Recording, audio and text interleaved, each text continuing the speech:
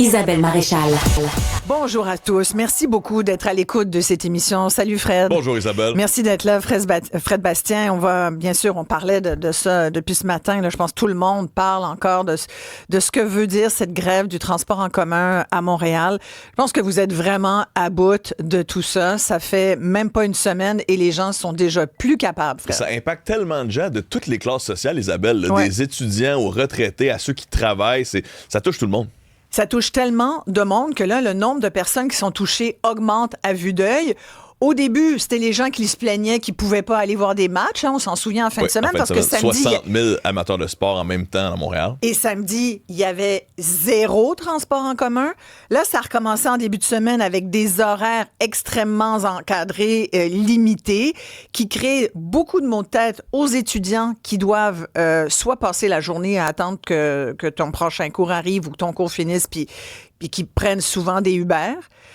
Parce que c'est ça où tu couches à l'école. Là. Ton skateboard, Isabelle, ça prend un skateboard. Oui, c'est ça. Mais là, comment ça fait froid pour le skateboard? Il pleut aussi. Là, tu sais, c'est pas très le fun.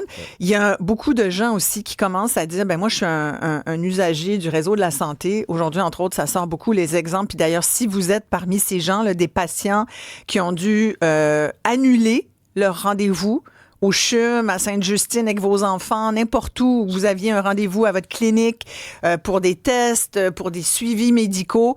Alors, je n'aurais qu'un mot pour le tribunal administratif du travail qui, pas une fois, là, mais 2 fois, a considéré, parce qu'il y a deux causes ici, il y a celle des employés d'entretien de la STM, puis il y a celle des chauffeurs d'autobus de la STM.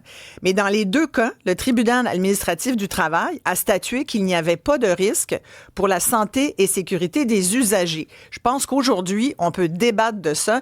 On va en profiter pour donner tout de suite nos numéros de téléphone, Fred, parce que je veux vraiment que vous puissiez participer. Cette émission est là pour vous, je vous le dis souvent. Dites-nous quels sont les enjeux que ça représente pour vous? Comment cette grève de la STM vous affecte-t-elle? Appelez-nous, écrivez-nous 1-877-827-2346. C'est le 1-87-CUBE-RADIO. Marc Ranger est avec nous, ex-directeur québécois du syndicat canadien de la fonction publique. Merci, Marc. Bonjour. Est-ce qu'on peut encore justifier ce moyen de pression aujourd'hui? Moi, je l'ai remis en question, le moyen de pression.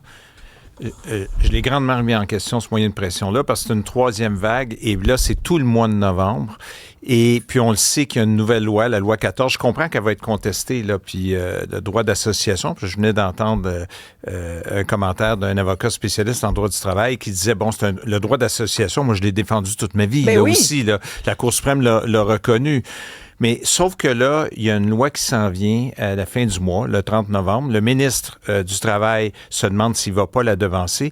Cette loi-là, oui, elle va être contestée par les syndicats. Puis je rappelle, là, ce qu'elle dit, c'est essentiellement, le ministre du Travail a élargi la notion au-delà de la sécurité des personnes. Il va sur le bien-être de la population puis des personnes vulnérables, sans faire mais c'est beaucoup plus large. Et il se donne aussi le pouvoir, ce qui n'était jamais arrivé dans le transport collectif ou dans le secteur municipal pour les employés col bleu, col blanc, tout ça, d'imposer un arbitrage. Ça va être challengé. Mais le temps que ça va être challengé en cours, dans 2-3 ans, ça fait longtemps que le conflit va être réglé. Puis il n'y aura pas de dédommagement pour les salariés qui font la grève, ni la population.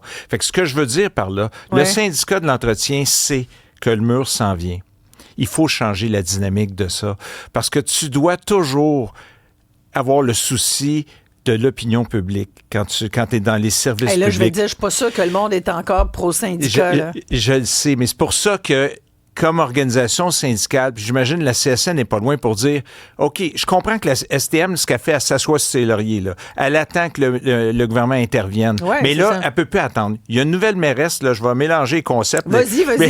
Mais la nouvelle mairesse, là, elle a dit d'ailleurs qu'elle rencontrait le syndicat aujourd'hui, là. Ce qu'elle doit dire, là, c'est « Donnez-moi de l'oxygène.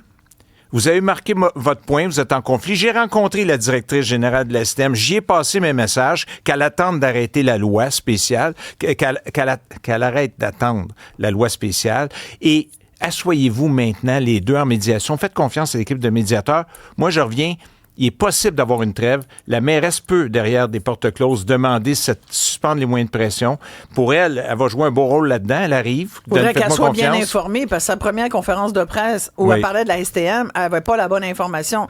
Elle a dit, Mme Martinez-Ferrada, que la Société de transport de Montréal et que le syndicat des employés d'entretien étaient au début des négos. Quand ça fait plus de 120 rencontres, tout le monde le sait, c'est pas le début des négos, là. C'est drôle, Isabelle, on a accroché sur la même chose. Ben voyons. Moi aussi, quand je l'ai entendu dire ça, 120 rencontres, j'ai jamais vu. J'en ai fait bien des négociations dans ma vie. Ben oui, tu nous avais dit ça lors du premier ou deuxième conflit, là. Puis j'ai beau être détestable, je me suis jamais rendu à 120. Ouais. Jamais. C'était quoi jamais. Ton plus gros? Ton plus gros nombre là, de négos, là? Ça approchait 100, puis c'était une fusion complexe de syndicats avec plusieurs groupes différents. Fait que c'était un peu normal, mais c'était sur une longue période de temps. Là, ce qui n'est pas normal non plus, c'est que ça fait pas 2 ans que la convention est expirée. Fait qu'il y a moyen c'est normal que ça prenne un peu plus de temps en termes de délai parce que c'était des conventions de 7 ans.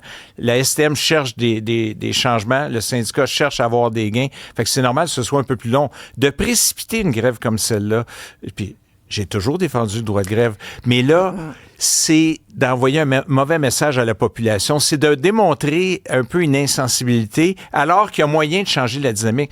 Isabelle, une négociation, c'est le chaud et le froid. À un moment donné, il faut montrer que, oui, on est capable de faire la grève, mais après ça, il faut montrer qu'on est aussi capable d'écouter, d'entendre et de cesser les moyens de pression. La meilleure façon d'éviter que le ministre intervienne, c'est de montrer comme syndicat que tu es capable, à un moment donné, de lever le pied puis de relancer d'une autre façon la négociation. Il y a 4 médiateurs.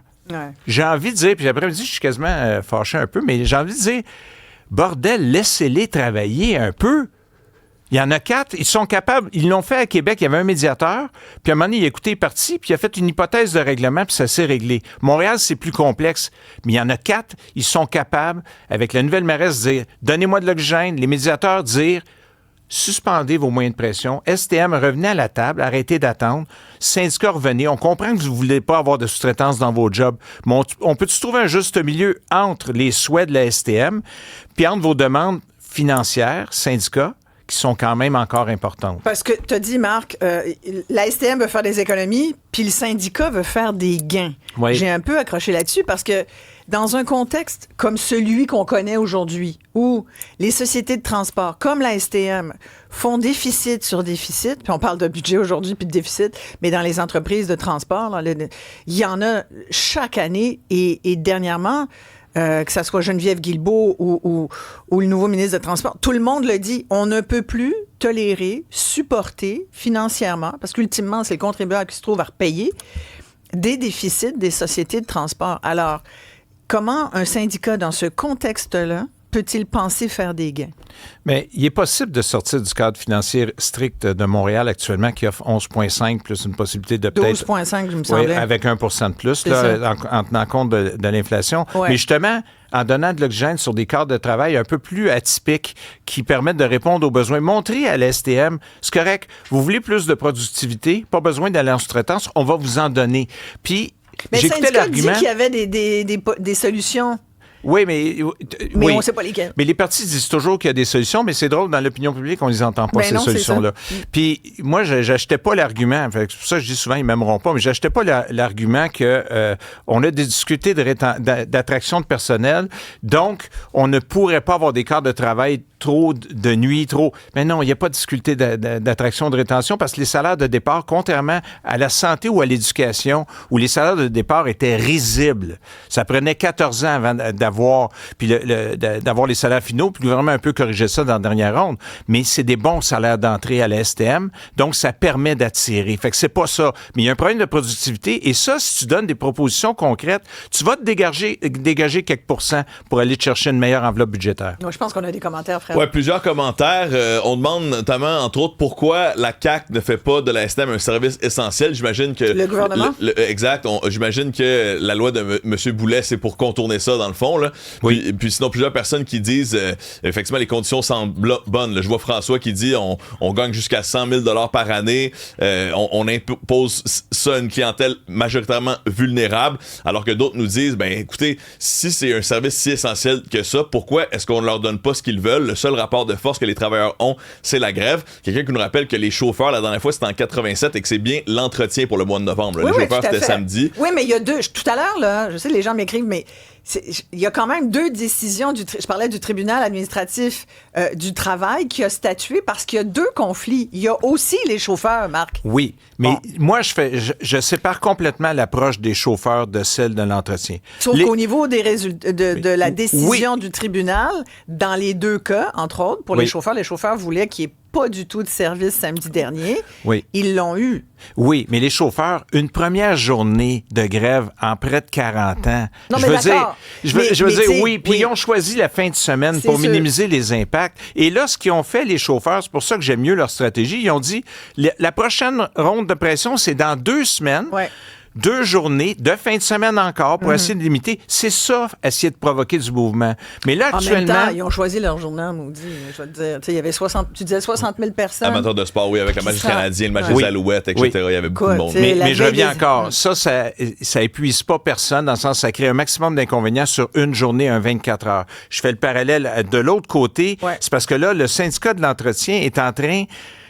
J'ai toujours dit...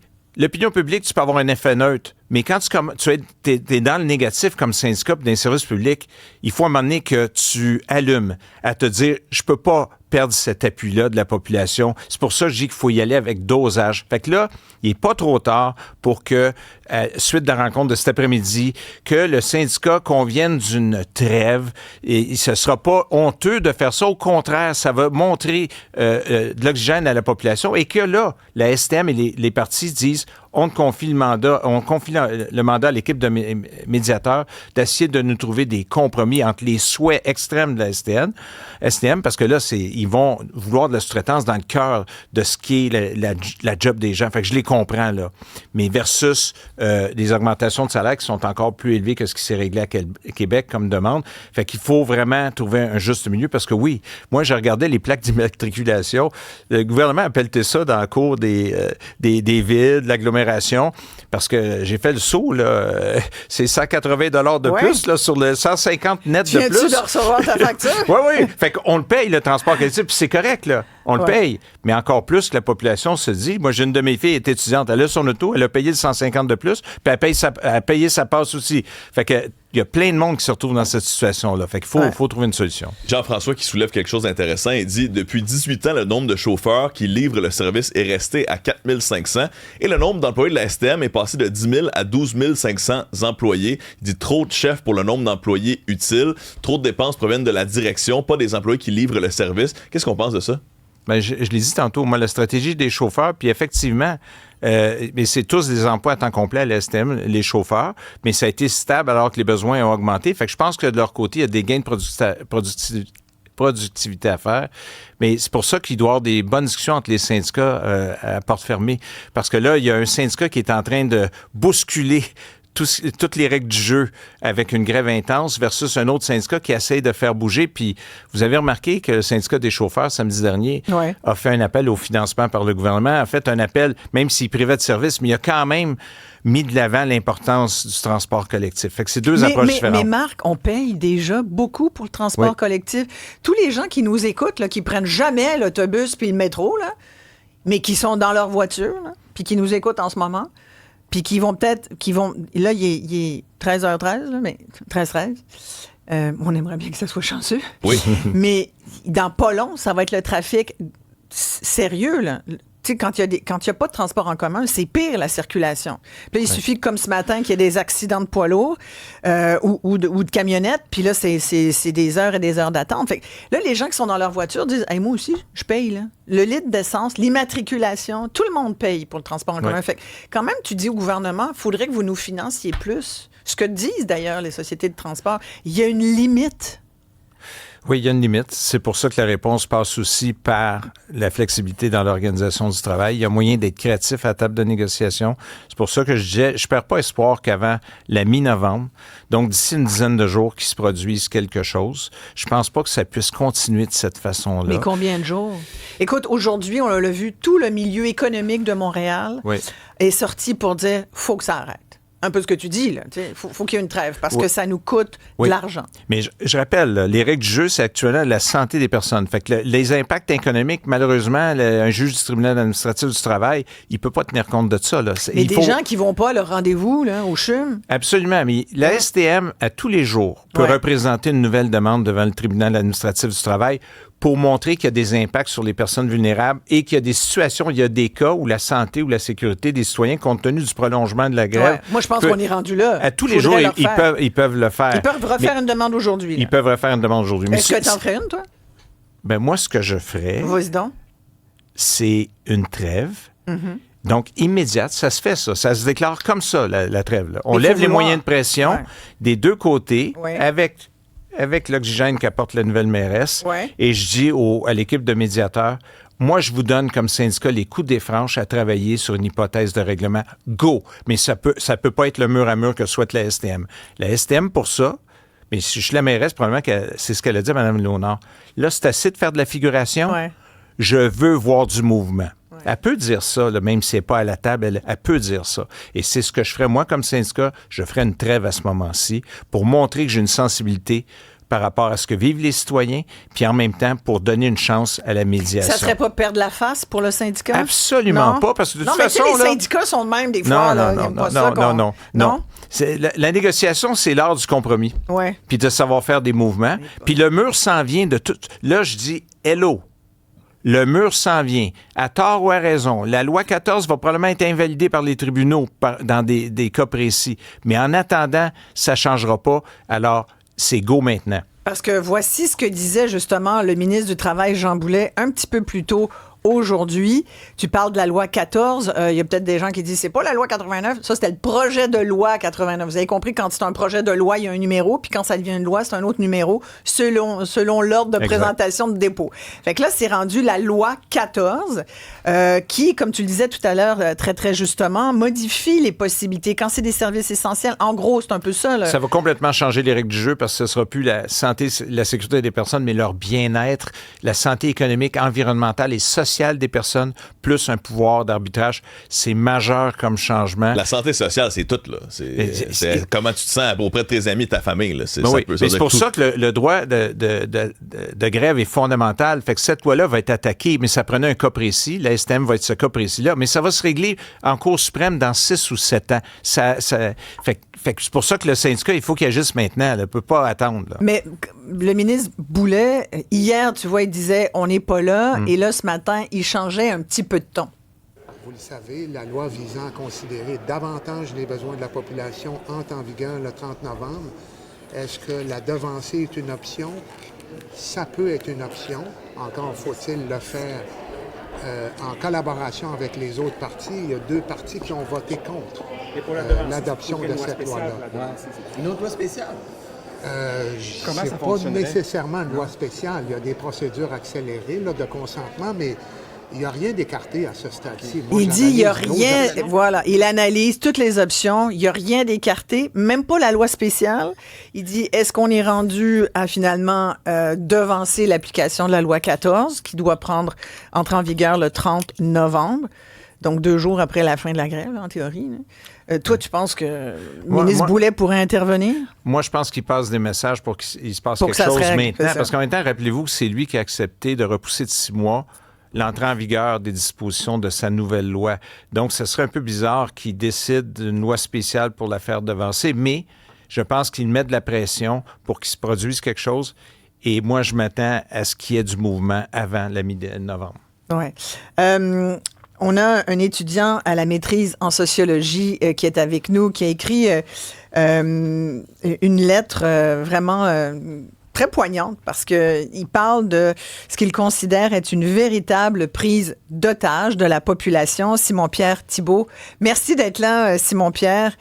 Ben là, vous Dans votre lettre, vous dites, vous rappelez le conflit, plus de 4600 chauffeurs, opérateurs, agents qui doivent servir à faire pression dans le cadre de négociations syndicales. Mais là, ce que nous vivons, ça n'a plus rien d'une simple revendication légitime. C'est une prise d'otage des gens. C'est comme ça que vous le vivez, vous, Simon-Pierre Thibault? Oui, bonjour, premièrement, merci pour l'invitation. Puis exactement, moi, je suis pas touché directement par Montréal, par la grève, je veux dire, parce que je ne vis pas à Montréal, puis je me déplace pas au quotidien. Mais mes proches, mes amis m'ont parlé après plusieurs conversations de leurs préoccupations, justement, et comment cette grève les impacte dans leur quotidien. Puis aussi, je voulais qu'on réfléchisse ensemble, un peu collectivement, sur la frontière entre les revendications qui sont légitimes et les abus. Pour moi, on peut complètement soutenir le droit de grève, c'est quelque chose d'essentiel, mais pour moi, sans accepter que cela, ça devienne une sorte d'arme contre la population. Pour moi, quand la population devient comme un moyen pour atteindre un but dans des négociations, on perd un peu le sens du bien commun, et quand on perd ce sens du bien commun, à mon sens, le mouvement devient plus une simple lutte d'intérêt. Vous décrivez, lorsqu'elle paralyse toute une métropole et frappe les plus vulnérables, cette grève-là cesse d'être un acte de solidarité et devient une démonstration de pouvoir. Avez-vous fait votre nid? Simon-Pierre, avez-vous choisi votre camp? Et si vous étiez pro-syndiqué au début, est-ce que vous l'êtes encore aujourd'hui? Vous penchez de quel bord, là? Moi, je pense. Tout d'abord, je trouve que souvent, quand je parle avec des gens, beaucoup se sentent sont contre justement cette grève-là, mais ils n'osent pas le dire parce que, vous savez, au Québec, on a une vraie culture de la solidarité syndicale. Puis moi, je suis assez d'accord avec ça. Je trouve que les syndicats dans l'histoire du Québec ont joué un rôle historique, ont aidé justement les travailleurs, mais c'est pas un groupe qui doit être complètement au-dessus de toute critique. Aujourd'hui, moi, j'ai l'impression que que les syndicats, justement, ils vont...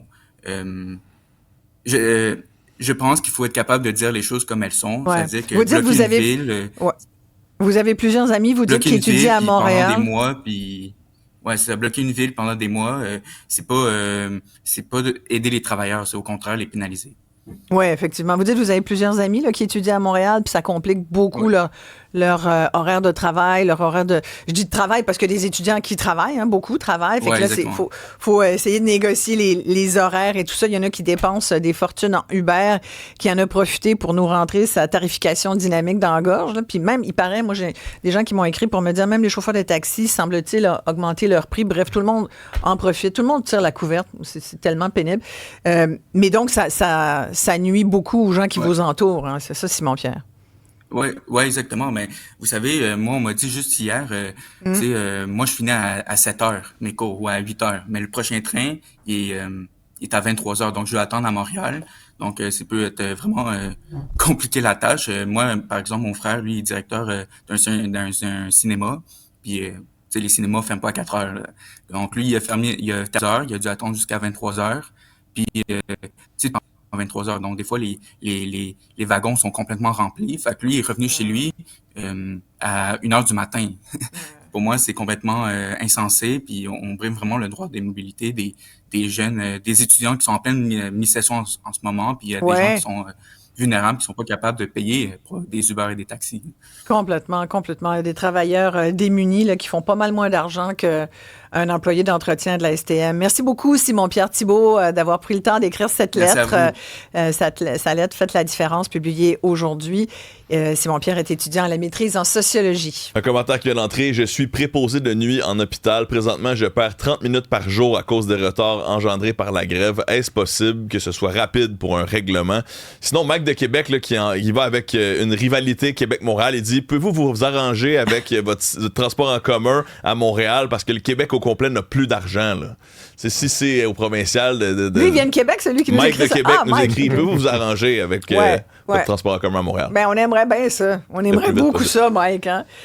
Marc Ranger, je rappelais, Marc, vous avez été directeur québécois du syndicat canadien de la fonction publique. Si vous y étiez là, à la table, ou si vous étiez, donc, syndicat des employés d'entretien de la STM,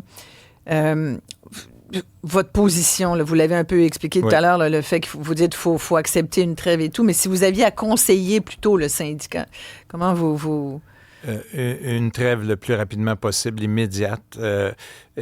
Parler avec l'équipe de médiateurs en privé, de déjà donner, parce qu'après 120 rencontres de négociation, tous les enjeux sont bien, bien connus. Puis il y a un médiateur, entre autres, qui est là depuis pas mal de temps. Donc, il y a le bon portrait de la situation. Fait que c'est pas vrai qu'on n'est pas capable en 2 jours de trouver les bonnes voies de passage. Fait que moi, c'est ce que je ferais parce que je trouve qu'actuellement, ça fait très, très mal à la population et ça fait mal plus largement à l'ensemble du mouvement syndical, un conflit comme celui-là. Il faut toujours démontrer de la sensibilité, je l'ai dit. Donc, médiation et moi, l'équipe de médiateurs aurait le mandat formel de travailler sur une hypothèse de règlement. Mais les médiateurs, là, c'est qui finalement? Est-ce qu'ils ont une part de responsabilité dans ce conflit-là finalement, du fait que c'est aussi long?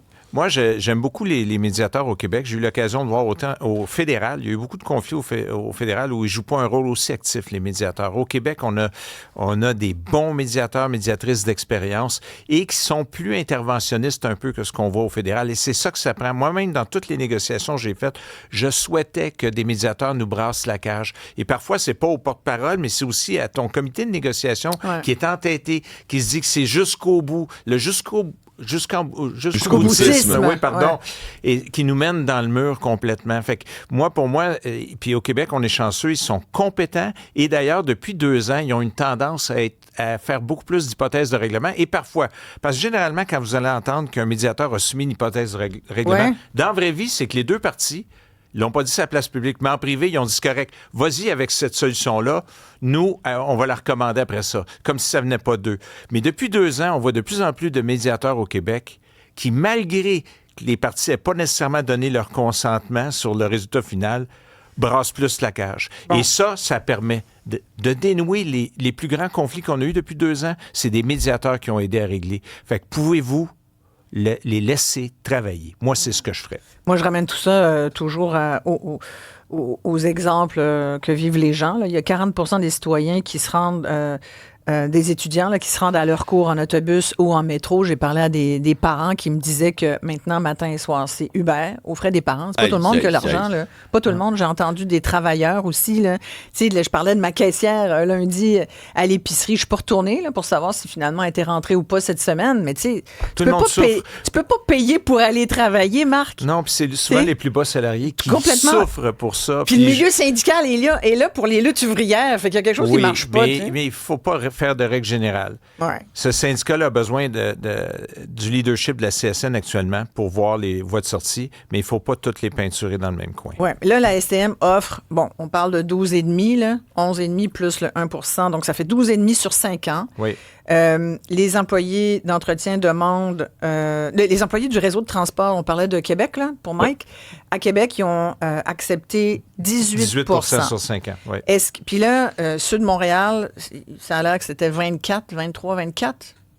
Et ils demandaient 25 au départ, mais là, ils ont baissé leur demande. Mais là, c'est pas trop clair. Ils sont à combien? J'ai compris qu'ils n'étaient pas encore à 18 Mais mettons là, mais c'est sûr que les membres s'attendent à avoir 18 comme à Québec, minimalement. Mais là, 12, 5, 18, ça reste... La marche est haute beaucoup encore. Oui, la marche est haute. Puis à Québec, il y a quand même un écart de rémunération entre les mécaniciens CSN de Québec qui ont une moins bonne rémunération qu'à Montréal. Donc, on ne peut pas forcément comparer les deux. Il y avait un rattrapage à faire à Québec, tu dis? Il y avait un certain rattrapage à faire qu'ils n'ont pas nécessairement eu, mais c'est pour ça que je dis que c'est difficile comme cadre financier. Là. Mais des médiateurs, c'est sûr qu'ils pourraient tenir compte du fait que comment ça s'est réglé ailleurs aussi. Là. Parce que 18 sur 5 ans, ça fait 3,6 par année. Oui.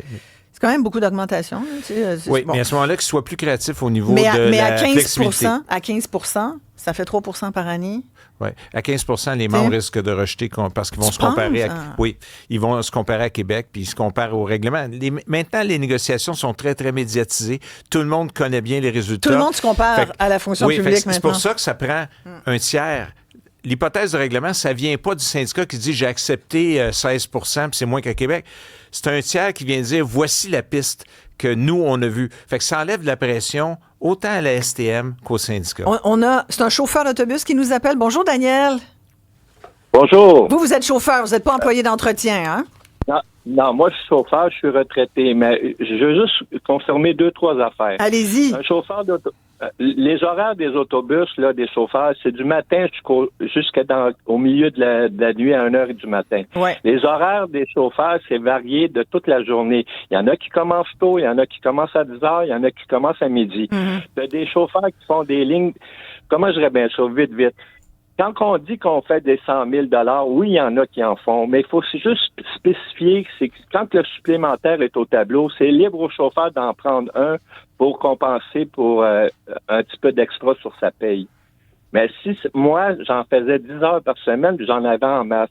Mais si ça me tentait pas, il y en avait un autre qui pouvait le faire, tout dépendant s'il était accessible à cause de son horaire d'autobus. Comprenez-vous? Complètement. Mais il y a des 35 il y en a. Mais oui, c'est correct. Ils ont des objectifs, ils ont tout ce qu'ils veulent pour rêver, s'acheter un bateau, n'importe quoi. Mais la personne qui embarque dans l'autobus, premièrement, elle ne sait pas si le chauffeur qui est en avant, si c'est un chauffeur qui est régulier ou il est en supplémentaire. Tout ce qu'elle sait, c'est qu'elle est contente d'avoir son autobus. Comprenez-vous? Ben oui, complètement. Vous disiez, il y en a qui font 100 000, il y en a qui le font pas. C'est 35 des chauffeurs de la STM, soit environ 977 employés qui ont atteint un salaire supérieur à 100 000 $. Donc, 1 sur 3. Vous êtes chauffeur, mais là, en ce moment, on vit une grève qui implique les employés d'entretien. Ils ont raison, les employés d'entretien, là, vos collègues de la STM, là, qui travaillent pas loin? Ben, regardez, moi, présentement, j'ai jamais eu de problème avec le circuit de l'autobus ou un autobus en panne. Si j'en avais un, il y avait un service impeccable. Nos autobus, le matin, étaient super propres puis tout était rempli d'essence.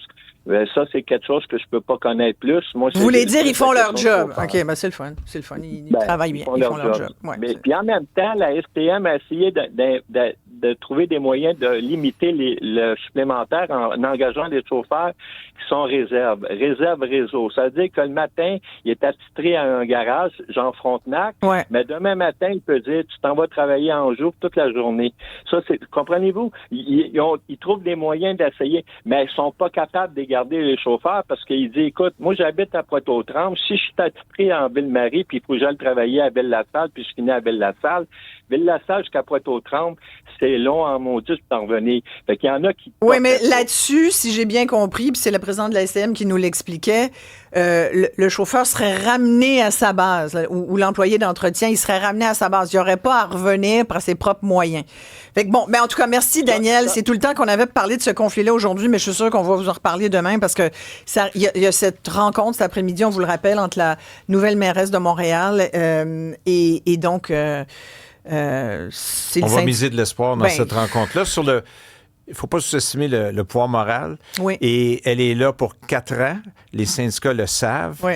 Donc, moi, je jouerais le jeu de la main tendue aussi si j'étais la mairesse. Puis le syndicat, je lui reconnaîtrais le mérite là-dedans pour assurer des lendemains. Le syndicat n'a que des points à gagner pour le syndicat s'ils reviennent un peu là-dessus. Ça nous soulagerait beaucoup. Oui, puis il y a une phrase de François qui rappelle en mec de Québec et aux gens de Québec que le Québec va payer un tramway aussi à la ville de Québec. Là. Donc, nous, on a la STM, eux ont un tramway. On est tous dans le même bateau. Écoute, j'ai failli, puis je me suis dit, on va pas là. François l'a fait. C'est ça. Merci, François. Merci, Mike, aussi. Mais merci à vous qui avez participé. Continuez de le faire, d'ailleurs, parce qu'après la pause, on va parler de ce fameux budget. On en parlait largement hier, puis je vais vous demander si vous êtes satisfait, si la dette augmentée vous inquiète. Merci beaucoup, Marc Ranger, en tous les cas, de nous avoir expliqué ce conflit. Puis on se tient au courant, Marc, bien sûr. Absolument. Tu seras de nouveau des nôtres à la trêve. Oui. On est-tu assez optimiste? Hein? Il faut l'être. Mais ça.